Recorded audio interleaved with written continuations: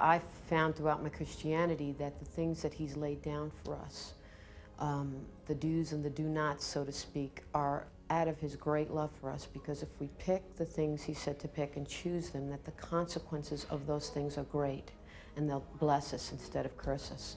So I think that abstinence, that big A word, is my choice.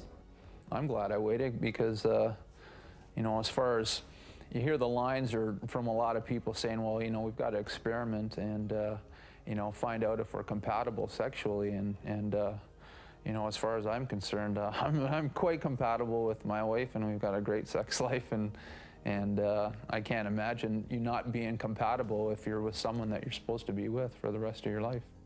I never really understood how it could even be called safe sex. It's like, I mean, growing up in the inner city in Washington, D.C., a lot of my friends engaged in premarital sex and stuff like that. And they have, even now, kids all over the city. And it's like, you know, after so-called safe sex. Exactly. How many of my friends have miserable lives right now? They didn't get to pursue their dreams. They didn't get to do the things that we've gotten the opportunities to do because we did abstain and we chose the route of not believing the lie of safe sex. That's right. Safe sex isn't safe emotionally either. A man and a woman aren't made up the same way sexually. Sexual confrontation might leave a woman more hurt than a man. And we've got to realize that that's why marriage is so important for a sexual relationship. But the real reason that God designed marriage and set it up this way to abstain from sex until you are married is for our own protection. Who loves you more than anyone else in this world? Maybe your mom or your dad or girlfriend or boyfriend? No, it's the God of the Bible.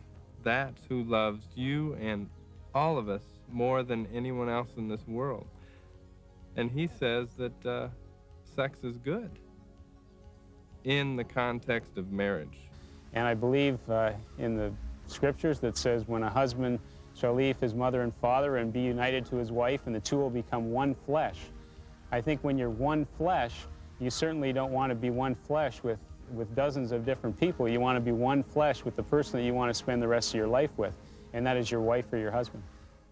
Everybody's talking about safe sex these days, and I'm pretty amazed when I look at the TV and see all the commercials and the things that people are saying about safe sex. I sit there and think, how can these people say that? Because it's not true. And that's why I can't wait to get married. You? I can't wait, brother. Hey, Lord, yes. I third the motion. I had cancer, and ultimately from that cancer, I lost my career as a baseball player, and in the process, lost my left arm. Cancer kills. Fortunately for me, it hasn't taken my life, but it has taken something very precious away. You too are being confronted with that peer pressure to have sex, and I want you to know that I would hope that you would make the right choice in abstaining from that, and hopefully in the process realizing that that abstinence can save your life too. To me, God knows best.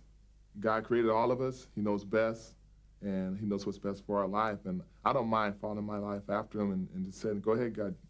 Sure, I won't have sex until the time that you said is you created it to be inside of marriage. Okay, I'll wait for that time. If I can do it in the NBA, facing the challenges that I face, I know you can do it where you are.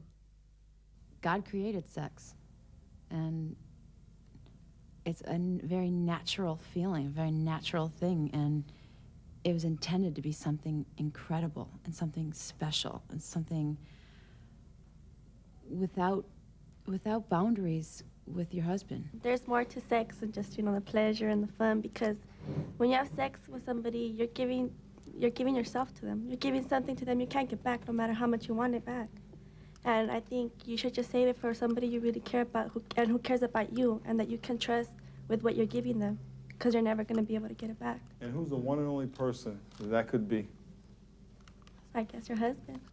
And that is the kind of love and sex that is fun and exciting and lasts a lifetime. It all comes down to each individual making the right choice.